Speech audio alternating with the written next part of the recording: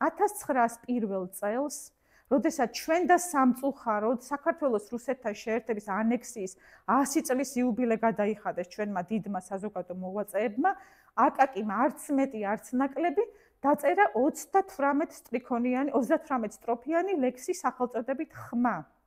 რაც ეკლესიას ივერთა მისცა მსოფლიო კრებამა, ის დღეს ახადა გარეშე ძალამ და აოხრებამა. აღარ ყავს კათალიკოსი მღვდელმთავარ მეუფროსები, მათ ნაცვლად ნაძალადებად დაუსვეს ეგზარხოსები. ისინი განზრახ უკარგვენ ხალხს რწმენას სასოებასა და აპირობენ სხვა რჯულის სხვაგვარად შემოღებასა.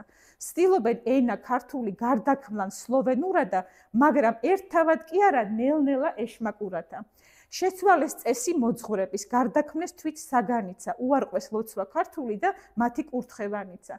ვერ ეღირსება ქართველი მღვდლობას და მონოზნობასა, გინდ აიყვანოს ზეცამდე ის საღვთო მადლის გზნობასა. თუ სლოვენურად არ სწირა და უარ არყოფს ქართულსა, ასე ამბობენ ქართული არც ხორცს არგებს და არც სულსა. და ამ განზრახვით ააგეს სხვადასხვა სემინარია და მათმა მეცადინებამ საქრისტიანო არია. იმ გაუგებარ სიტყვებით უსებენ ყურთას მენასა და უკრძალავენ მოწაფეთ სამშობლო დედაენასა. მათი გაზრდილი სამღვდელო გზა და კვალ არეულია, არც შინაურად ვარგია და აღარც გარეულია.